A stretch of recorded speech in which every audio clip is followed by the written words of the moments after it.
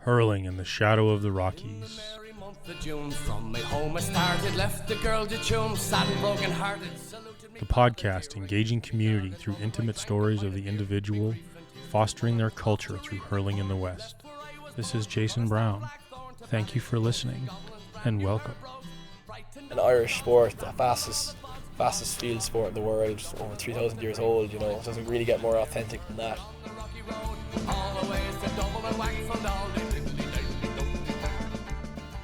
In 2014, Bob O'Boyle sat down with John Prendergrast. John was attending the law school as part of a joint program between UCC in Ireland and the University of Montana here in Missoula. They discuss what it means to be Irish and the importance of culture in our lives. My name's John Prendergrast. I was born on the 13th of May 1993, so I'm 20 now, nearly 21. And I was born in Limerick, Maternity Hospital in Limerick, County Limerick in Ireland. And then I moved to Tralee when I was 6. So I'm a real Kerry man, I suppose, because both my parents are from Kerry. So We'll talk about that a little. One of the things that we do with this project and stuff is history, and looking at history. And everybody has their individual history. So tell us a little bit about yours and your family and that. Well, my parents' names are James and Jenny. My father and all his family came from Tralee Town, so they've been there for two generations previous to mine. So my grandfather died before I was born, and his father were Tralee men. My mother was born in Arfert, County Kerry, which is just 10 minutes outside Tralee Town, and her father was from Arfert, from Liscahan and Arfert, and her mother was actually from Dingle, from Naglounta and Dingle, which is so she spoke Irish at home, and she brought that with her when she came to Arfert as well. So that's my parents. I have two sisters, both kind of the same as myself, Tralee, County Kerry, and tracing back, I suppose my father's side would be mostly North Kerry, a good few generations. So Abbey Dorney, my grandmother came from, and mostly Kerry. My family's from. So even though I was born in Limerick, you can't hold it against me. I wouldn't do that to you. So, are there any stories or anything growing up or things that you've had that particularly punctuate being Irish to you? Things that you think of, it could be an anecdotal story, or it could be just something that reminds you. Yeah, there's obviously a healthy amount of little indications that you think to yourself, yeah, geez, I'm Irish and proud of it. There's little if there's anything I could really think back on, I suppose it's kind of playing. I used to live in Arfert, on the farm when our house in Tralee was being built, and just happy days playing in the bales and just playing with my cousins and stuff, just going around knocking each other out and just that kind of stuff is kind of funny, but it's kind of different for everyone. It's different for a lot of different people.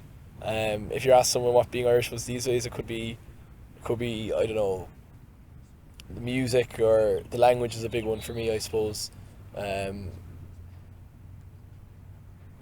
Schooling or anything like that. It's kind of sometimes it's a bit of an inexplicable sense you just have being Irish. It varies from person to person, but it's there. It's kind of, I don't know, it's as Patrick Kavanagh would have put it, it's kind of in the, wink and elbow language of delight, kind of the little kind of little, I don't know, it's hard to explain. Well, one of the things you talked about, your mom from Dingle, and the stronghold of the language there and stuff, and that. Can you talk about the language a little bit? Yeah, I suppose actually one funny thing I'll say is my grandmother used to, she to marry my grandfather, she moved in from Dingle, and they lived and raised their family in Arfert But it was funny because my mom used to say, I always ask her about it, my mom used to say, the only time she'd ever hear her speaking Irish is when she's on the phone to her family every Sunday talking to her brothers and sisters and in the Glount and Dingle, and the only other time would be if she was swearing at them. So if she was giving out blinds to them, or if the lads were misbehaving or anything, there'd be swift words, and not all of them understood. So, like, Mom has all these funny words in Irish, and to this day she still would be asking me, John, what does that mean? John, what does that mean? And I might read something somewhere, ask someone, and kind of hear things she like that my grandmother would have said. So one of the funnier ones, I suppose, is my nan would be she would have been at the dinner table, and say my mother and all her brothers and sisters would have been, I don't know, they're just messing around at the dinner table, and my mom always used to say, so she used to say something like good doctor shehu or something like that. And I found out recently, like last year or something, it was the actual thing my grandmother was saying was good doctor an vasu, which means that death himself may choke you.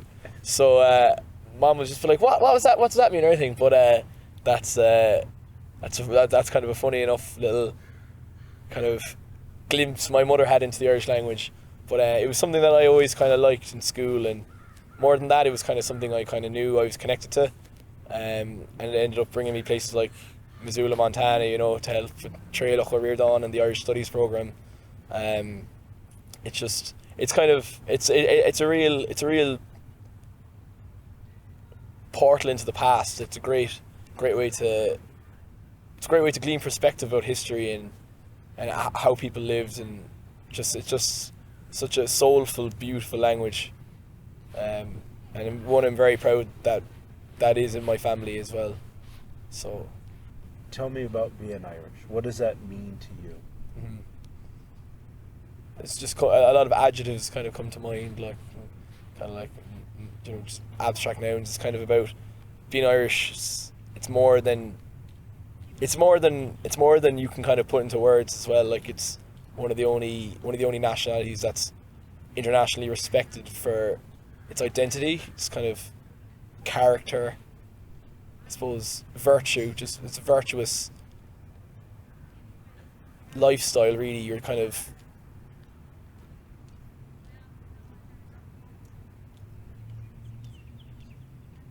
just proud to be where you're from.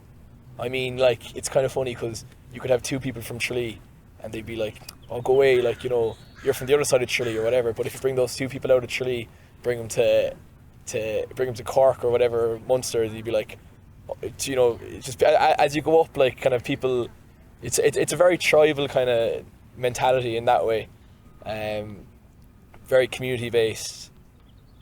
It's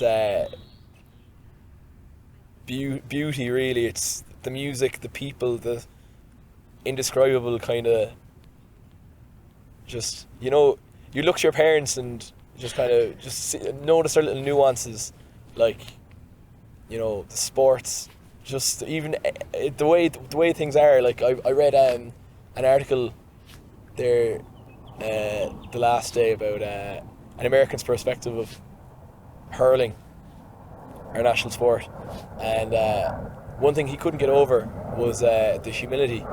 It's something that's very Irish as well. It's like, kind of, you don't have your name on the back of your jersey. It's, the number is given to you, and that's the position you play, and you go off the pitch and there's no more said kind of way. One of the things you mentioned in there, and that I've heard a lot of people mention, is they talk about culture, and that one of the things that is almost always mentioned, along with language is always in there, but also music. Mm-hmm. What kinds of music? What kinds of songs? What kind of folks? Mm-hmm. Well, you'd have obviously the sean-nós music, and you'd have styles of singing, mostly in Gaeltacht areas, or it's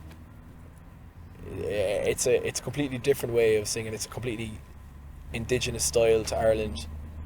Then obviously the music is still quite strong, mostly in rural Ireland, but even in urban areas, we've just got an absolute array of unique instruments, and incredible contributions to universal musical styles from the Irish and from the styles we've developed over the last few millennia, I suppose. Well, and it kind of seems like what you were talking about with the tribalism. You get groups and you get individuals and that, but with the music, it isn't. You're not saying, well, I like this band or this thing. It's this kind of idea. Yeah, it's like, and even coming from that, like, as well, it's just such a welcoming environment. As in, if you're going into a pub and there's a session on playing music and there's a group of lads in the corner, there'd be no questions asked. You could go up and just join in or anything, and that's the best crack. That's the best fun, when everyone's just kind of going at it, like, and just flaking into the instruments, having great sense of community, great sense of spirit, and it's something you definitely recognise in yourself as well when you hear Irish music and you're Irish. It kind of just strikes a chord with you. You can deny it all you want if you're pretending you're not into that kind of stuff, but it's there. Yeah, excellent. Well, when you found out, John, you're headed to Montana, what did you think? What were your expectations coming out here? Well, my mother always says, I suppose, expect not and you shall not be disappointed. So I tried not to paint a picture in my head too much, I suppose, of what it'd be like. But before coming out here, I knew relatively little about the community and, the general culture of Montana. I knew there was a strong Irish connection. My aunt, my uncle's wife will say, her father's actually from Montana, so he's got a ranch around here somewhere. But I didn't know what to expect, but I heard about the extreme weather, quite like Ireland, but like just at a higher threshold. So wasn't expecting the minus 27 degrees Celsius and the 7 or 8 foot of snow, but we'll take the good with the extreme, I suppose. Yeah. So you got here now. You came in and you'd heard about Montana a little bit. Even there was a cultural connection there. Yeah. Now you've been here. When did you get here? I got here 13th of January 2014. So just 4 months and a week and a half ago. Yeah. So in this time though, what's been your impression of Montana Irish? Oh, it's just blown me away altogether. Yeah. It's very strange, especially the first week. I remember I got so taken aback. We went to Sean Kelly's and just met a few people, and not only was everyone Irish, because that's something I'm obviously used to being from Ireland myself, but everyone was so proud to be Irish and just be associated, even like 3 or 4 generations back, just and them knowing as well, like walking into Sean Kelly's and just having all these people tell me, oh, my great grandmother was from West Cork and she moved to Butte, and I'd be like, wow, go away, because like people back home aren't that aware sometimes of we'll say generations past, but people here are so proud and so happy to profess their culture, their genealogy, what it means to them.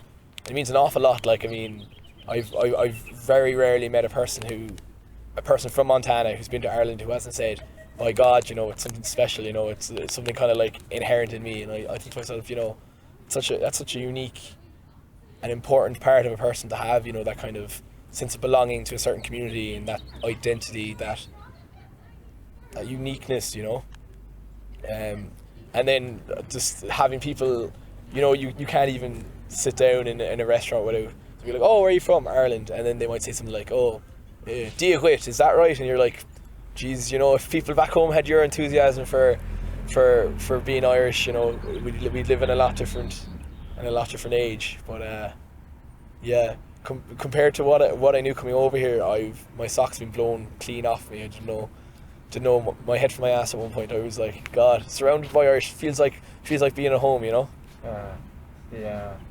Well, and you've even got involved with these guys hurling. You got out there and jumped around and smacked people around with sticks and stuff. So, talk a little bit about that. Yeah. Well, between Nisha Waldron and Brian Barry, you know, it would just be scant to not take part, because it's just such a community within a community as well. So they set it up there September, August of the last year, and it's just been an absolute whirlwind of cracking success. You know, no one was expecting it. It came out of left field, but by God, geez, we've won the Buffalo Cup, we won the McEnany Cup. We're on to nationals now, 24th of May in New York, in Gaelic Park. So that's something as well. When I tell people back home, I'm like, oh, I'm just playing hurling with my Montana Grizzlies hurling club, and they're like, number one, there's a club ? You know, Jesus, where did they get that? And then you go into the Irish ties, and you know, the Irish studies, and just the reason why so many people kind of congregate here, you know, in Butte and everything. And then number two, geez, you're a Kerry man. What are you doing playing hurling? And I can't really deny. I suppose can't really contend with that. You know, that's weird as well. But yeah, it's been great, because we've had so many people from different walks of life coming in playing hurling as well. We've had Germans, we've had Austrians, French, a rake load of Americans, the few of us Irish who have been here and stuff. It's a real melting pot, and it's really special as well. You know, you feel like you're part of something special, especially when you're playing hurling 7,000 miles away from home and you're doing well. It's a unique feeling. It's kind of weird to put. It's hard enough to put into words, but yeah, the hurling club's been absolutely phenomenal this year. Yeah, fingers crossed. It lasts a distance now, and you know, we'll be here for another good many years to come. Yeah. Well, and talk a little bit about that. You know, you're coming here.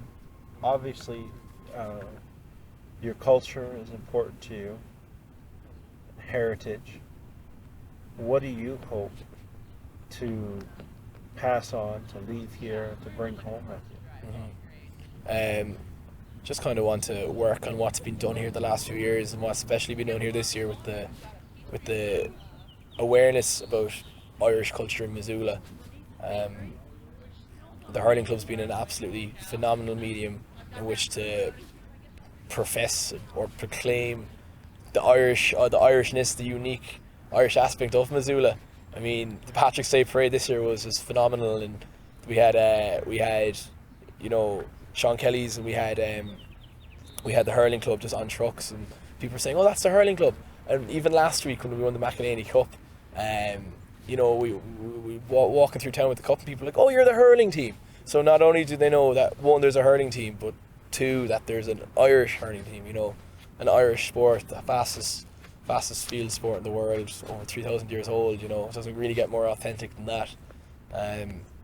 So for future years, I'd love just the seeds that Nisha, Brian, and all the other Irish who've been here have kind of, you know, sowed. You know, the friendships that have been forged, the memories that have been made, kind of just that they may last on, and that if future Irish people were to come here, that they might, you know, curlish, or what is that in English? I don't know. It's like kind of put with it, kind of, you know, just kind of improve upon the foundations that have been laid even by the students from UCC and the Fulbrights and the Law and Irish program, just coming from the last few years, just coming on and doing well in that regard. Fingers crossed. Yeah. Well, it's been exciting to see that development, and it's neat that the team and the different things going on. When you've been here, looking around at some of these different events, and you haven't even hit the summer. There's a whole bunch of events coming up this summer too. Yeah. But has that been a surprise for you? The events and.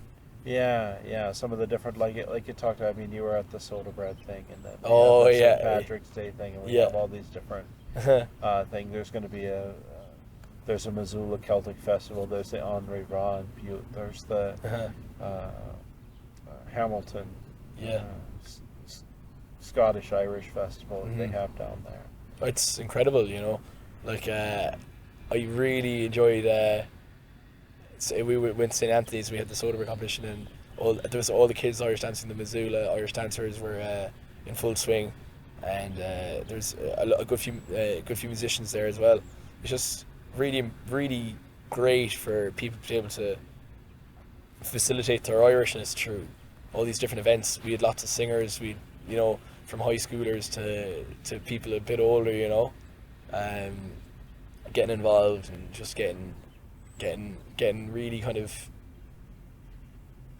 back to their roots, I suppose, which is very, very important, But sure, it's never really going to be a problem in Missoula when the awareness of culture and, the self-awareness of where I come from, who I am, where my great-grandparents came from, when that's always there. And it's there because of people like Treylock, and because of, just people like yourselves, try to preserve and kind of maintain those connections, looking to the past to see where you've come from, and then looking to the future with a hopeful eye, hoping that, the children of the next generation would be able to say, actually, I'm, instead of fourth generation, I'm fifth generation Irish, and I'm going to take with it all the different values that have been instilled to me from my parents or whatever. So that's the events are just top notch and a great way to get together. It's very important for Irish people as well, to have that means of getting together. So Missoula's A1 in that regard. Excellent. Is there anything else that you think, that you'd like to add and talk about as far as? Just I think the general populace in Missoula is just Montana even, just so